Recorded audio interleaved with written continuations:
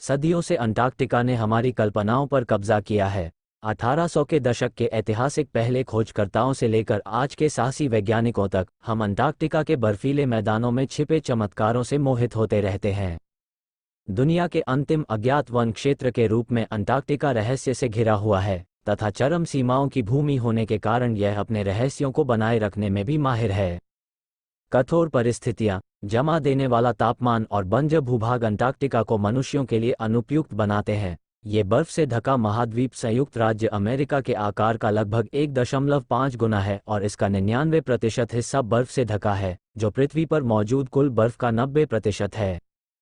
इसके बावजूद वैज्ञानिकों ने रक्त लाल झरने, प्राचीन जीवाश्म, अनोखी प्राकृतिक घटनाएं और अविश्वसनीय जीवों की खोज जारी रखी है। वे बर्फ के नीचे की दुनिया की खोज करने में भी कामयाब रहे हैं, जिसमें खारे भूमिगत झीलों से लेकर नीचे छिपी विशाल पर्वत श्रृंखलाएं शामिल हैं।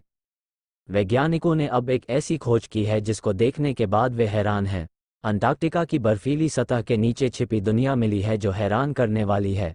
वैज्ञानिकों ने यहाँ एक ऐसा इकोसिस्टम, पारिस्थितिकी तंत्र खोजा है। ऐसा सिस्टम आज तक कभी नहीं मिला था। वैज्ञानिकों ने बर्फीली सतह के नीचे एक भूमिगत नदी खोजी है जिसमें एक अंधेरी गुफा नजर आए हैं। इसमें झींगे की तरह दिखने वाले छोटे छोटे जीव रहते हैं। इस नई खोज से वैज्ञानिकों में उत्साह है। वैज्ञानिकों में ये रहस्यमयी स्थान अंटार्कटिक प्रायद्वीप के पूर्वी तट से जुड़े लासन आइस शेल्फ के नीचे खोजा है। लगभग 90 मिलियन वर्ष पहले अंटार्कटिका एक विशाल उष्णकटिबंधीय वर्षावन का घर था जिसमें सभी प्रकार की विदेशी वनस्पतियां और जीव थे।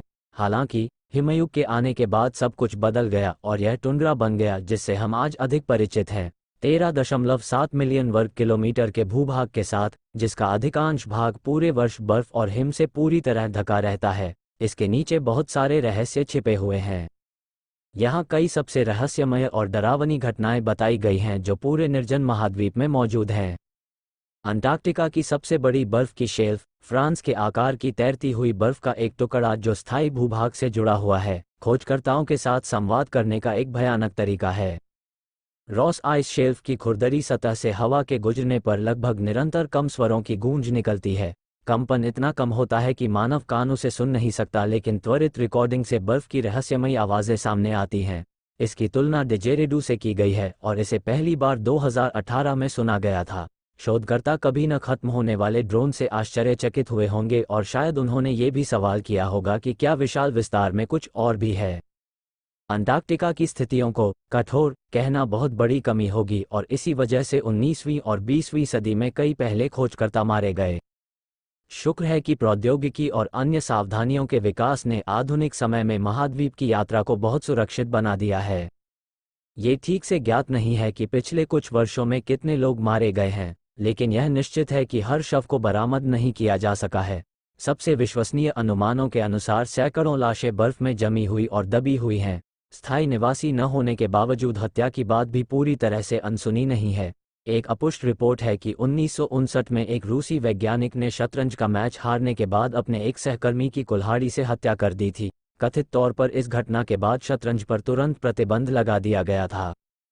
हर कोई जानता है कि कंपास को हमेशा चुंबकीय उत्तरी ध्रुव की ओर इंगित करने के लिए डिज़ाइन किया गया है, लेकिन जब आप अंटार्कटिका से होकर दक्षिणी ध्रुव के करीब जाते हैं तो क्या होता है?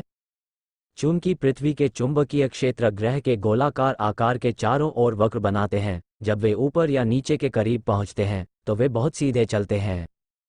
इसका मतलब है कि कंपास विश्वसनीय नहीं होंगे या दक्षिणी ध्रुव के आसपास बिल्कुल भी काम नहीं करेंगे। सौभाग्य से सभी खोजकर्ता इस बारे में जानते हैं और यह सुनिश्चित करने के लिए अन्य एहतियाती उपाय करते हैं कि वे खो न जाएं।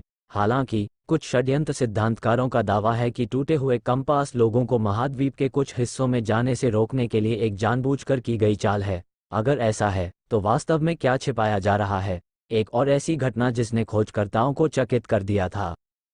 112 साल पहले 1911 में ब्रिटिश खोजकर्ताओं ने अंटार्कटिका के टेलर ग्लेशियर पर खून का झरना बहते देखा था। इस बात से वे हैरान भी हुए और परेशान भी। दूसरी दुनिया के जीवों की मौजूदगी की आशंका भी थी, लेकिन अब इस बात का खुलासा हो चुका है कि इस खूनी झरने के पीछे का रहस्य क्या है। ये खूनी झरना पूर्वी अंटार्कटिका के विक्टोरिया लैंड पर है। खून का ये झरना कई दशकों से बह रहा है। अब जाकर इसके निकलने की वजह पता चली है।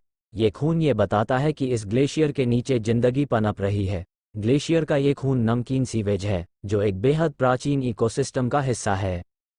1960 में पता चला कि यहाँ ग्लेशियर के नीचे लौह नमक आयन सोल्स है, यानी फेरिक हाइड्रोक्साइड। ये बर्फ की मोटी परत से वैसे निकल रहा है जैसे आप टूथपेस्ट से पेस्ट निकालते हैं। साल 2009 में ये स्टडी आई है कि यहाँ पर ग्लेशियर के नीचे सूक्ष्म जीव हैं जिनकी वजह से ये खून का झरना निकल रहा है। इस जगह का तापमान दिन में -7 डिग्री सेल्सियस रहता है, यानी खून का झरना अत्यधिक ठंडा है। ज़्यादा नमक होने की वजह से ये बहता रहता है, नहीं तो जम जाता। इस महाद्वीप पर इंसान का रह पाना बहुत मुश्किल है, लेकिन हैरत की बात यह है कि यहाँ की बर्फ में इंसानों के कुछ अवशेष मिले हैं जो अपने पास कई राज छुपाए हुए हैं। इस मुश्किल जगह पर बहुत से वैज्ञानिक और खोजकर्ता पहुंचे, लेकिन उनमें से बहुतों के शव तक नहीं मिले। उनकी मौत एक रहस्य ही बनी रही। अंटार्कटिका पर लिविंगस्टन नाम का एक द्वीप है। यहाँ साल 1980 में चिली के खोजकर्ताओं को एक महिला की खोपड़ी और जांघ की हड्डी मिली जो कि 175 साल पुरानी है।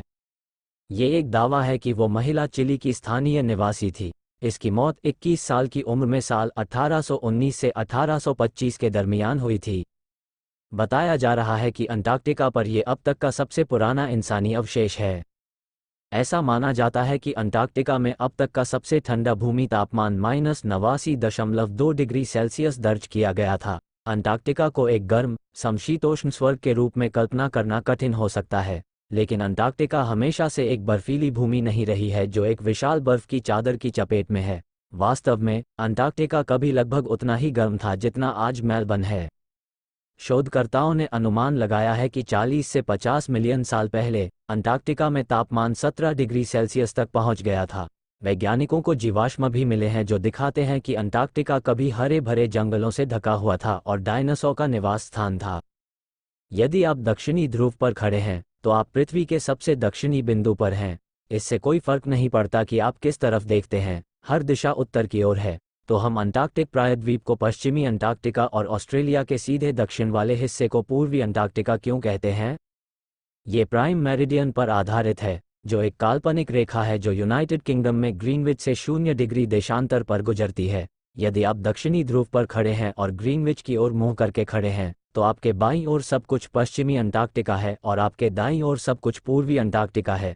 एक और चौंकाने वाली बात इस महाद्वीप के बारे में ये है कि यद्यपि अंटार्कटिका में वर्षा का स्तर कम है, फिर भी मौसम संबंधी आश्चर्य प्रचुर मात्रा में है और हीरे का चूर्ण उनमें से एक है।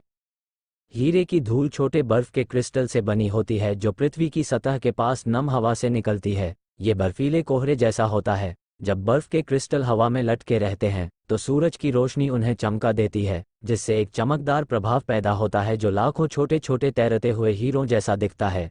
हीरे की धूल सनडॉग, हेलो और लाइट पिलर जैसी खूबसूरत ऑप्टिकल घटनाओं के लिए भी जिम्मेदार है। पूरी वीडियो देखने के लिए धन्यवाद।